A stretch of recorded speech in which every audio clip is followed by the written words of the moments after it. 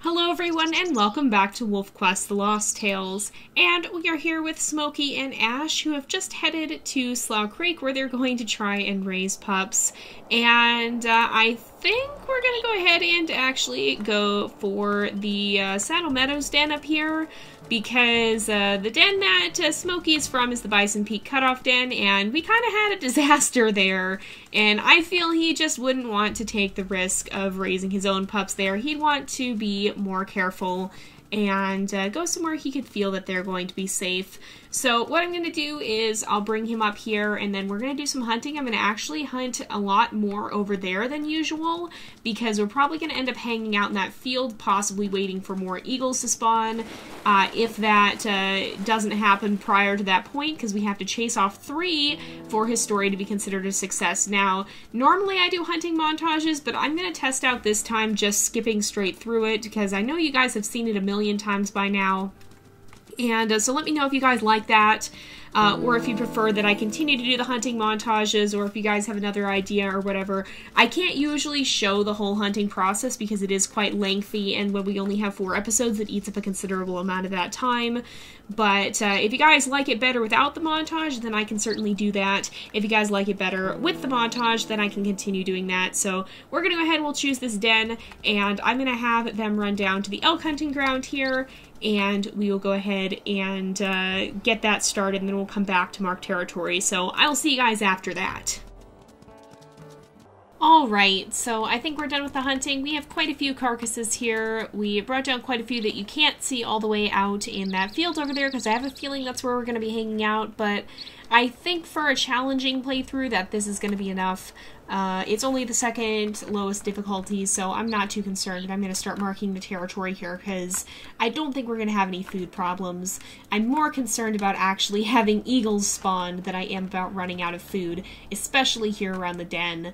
So we're going to mark the territory. I have names for the pups picked out here, and we're hoping that we're going to get through, or I'm hoping we'll be able to get through the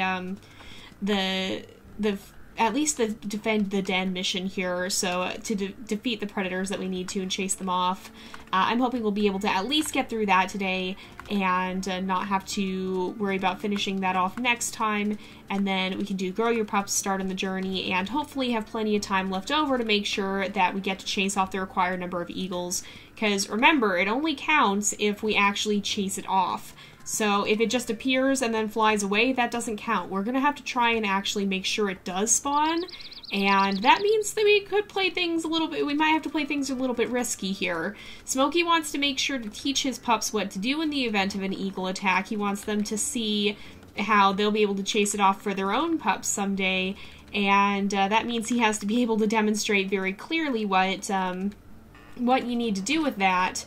But, yeah, it's possible.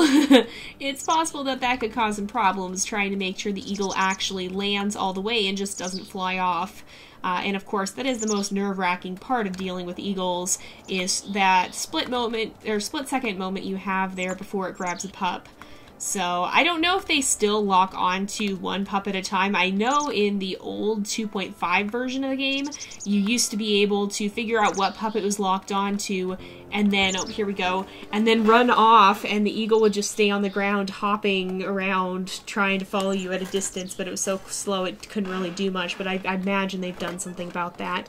So it looks like we have 3 females and 1 male. I kind of want to see what they look like. So we're going to go ahead. We're going to be playing on challenging. Let me see. So they're all brown except for 1 female. So the male is also brown. So I think what we're going to do is we'll go to pack stats. I'm going to name the male Soot. And the females will be Tuli, which means fire. So let's see, is that right? Yeah, that's one of the ones. I want to name the darker colored one something different, or something specific here. Then one of the other females will be Flame. And yeah, and so the last one we have here is going to be Cinder. I felt Cinder was probably a better name for the darker colored pup. I would have done Soot, but to me Soot feels more like a boy's name. I don't really know why, it just does. But that works out. So Cinder will be the darker colored one, and then Soot is the only male. I'm going to get food here before we have to worry about chasing off predators. And then what we're going to do is we'll go back up and we'll raise the pack affinity so that we have all this food on hand for the first time they need to be fed here.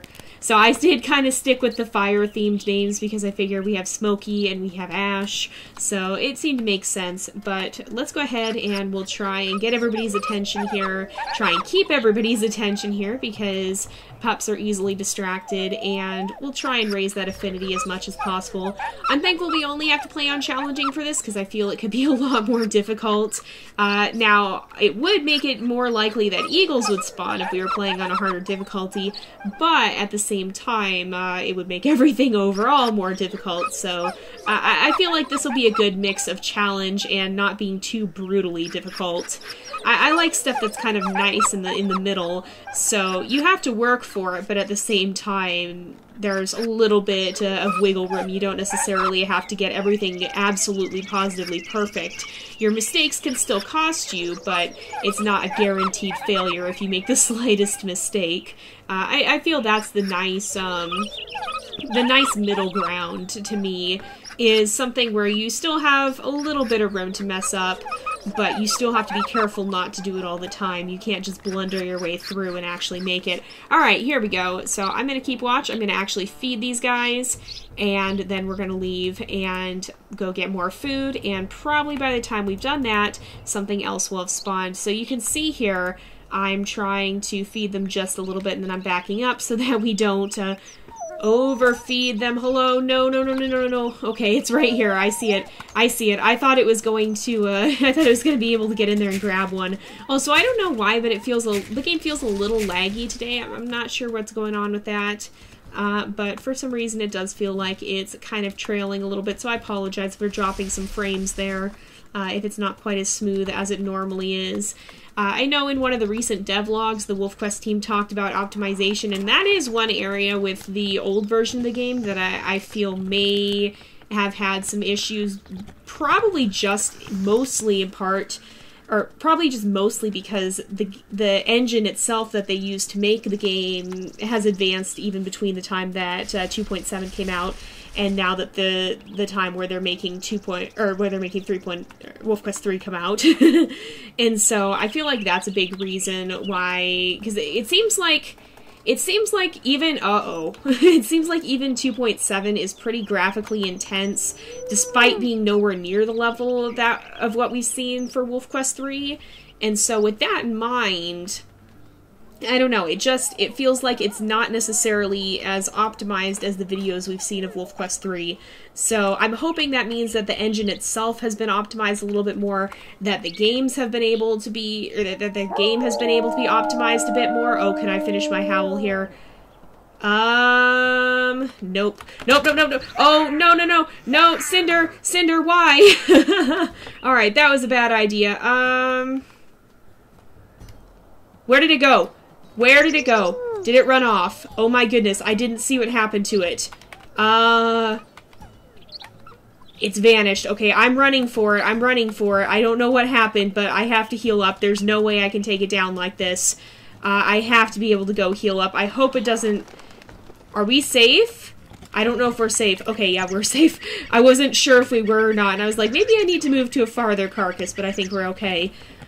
But yeah, so that's one thing that I'm hoping will be better off overall. I'm hoping they'll be able to add more optimizations to WolfQuest 3 so that even though it may be overall graphically more intense, maybe it'll be a little bit easier on computers as a whole just due to the fact that maybe it's more optimized. I don't really know. Did it? It ran that way. Oh, I see it. Okay. Is it stuck? Yeah, it's gonna run again. Okay. For some reason it ran off. It startled a little bit, which is very good news for us. Okay, I'm gonna mark my territory here. Hit the wrong button. I'm gonna mark some territory here right in front of the den. Show the pups what to do here. Show them how to make sure their territory stays nice and well marked. And sooner or later it's gonna turn up again, isn't it? So it seems like it's gone down here. I just need to back off and wait for it to return, honestly. This is going to make things a little difficult because the cougars tend to mess up spawning from what it seems. They can cause some issues. So, oh, I see it coming again. All right, I'm going to finish feeding Cinder. Do not, okay. Flame, what are you doing? Oh no. Okay, here we go. Get in the path, okay.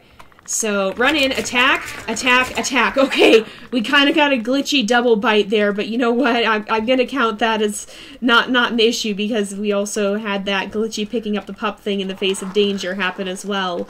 So, oh my goodness, Cinder and Flame seem like they might be a little too bold for their own good. They're both pretty confident, and that might not be a good thing. Let's make sure we go ahead and mark the territory here and keep that nice and well marked, because I think if it drops below like 80 or 75, that's when stranger wolves can spawn, and we definitely don't want that happening.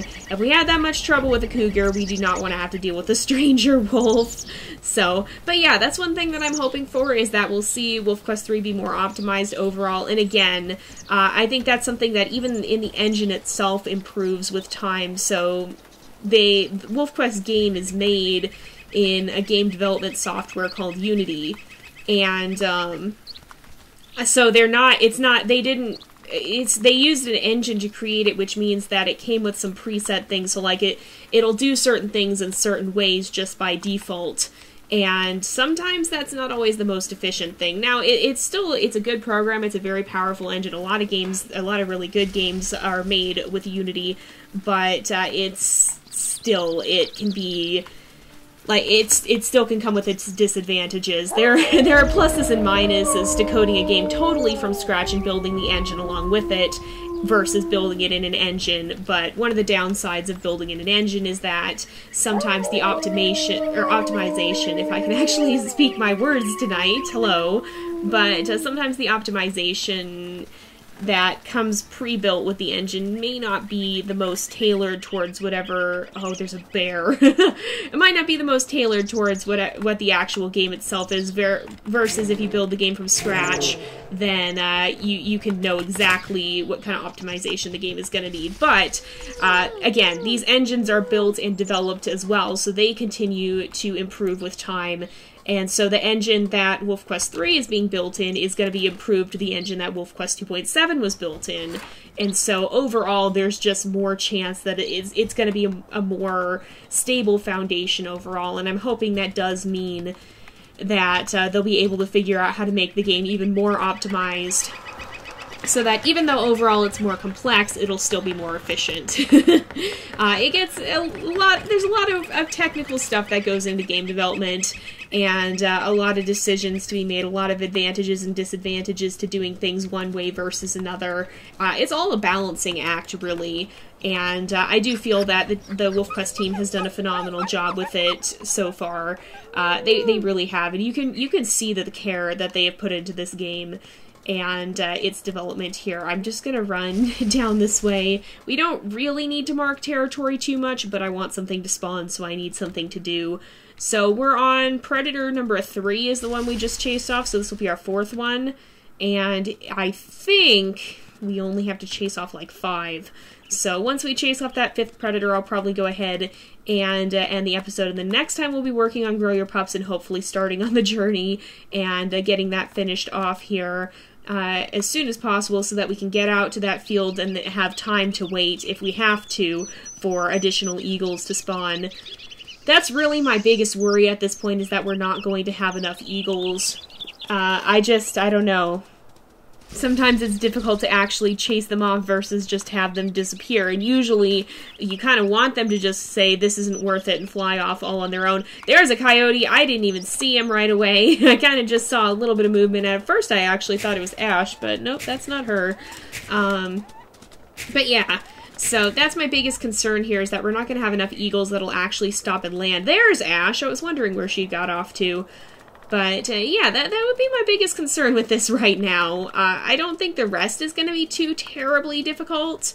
But then again, you never know. Alright, let's make sure we feed everyone. We should probably play with them a little bit more as well, and just make sure that we keep their affinity up so that they're not going to be wandering straight into the jaws of danger, as they've tended to do. We have 4 predators chased off, and I believe it's going to take us 5 to finish the mission. So let's go ahead, we'll get some more food, and I'll try and raise that affinity a bit more as well, just so that we can make sure we have that up as far as possible, and we're not going to have the pups going off and getting into danger because they're wandering away and they're not listening to us.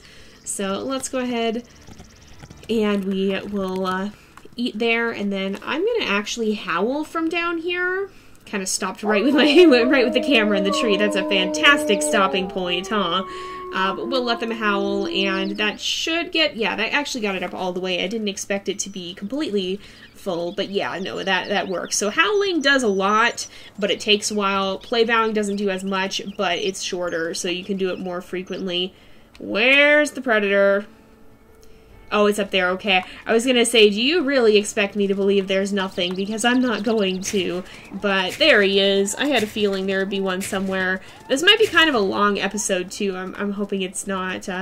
Sometimes when I have to do a skip or a montage there, it's hard to account for that time. But it might be a little bit of a long episode. Do we have one more after this? Maybe it's 6 predators, then. That or the cougar just messed things up. I do think the cougars can be a little bit glitchy, and that can sometimes cause problems.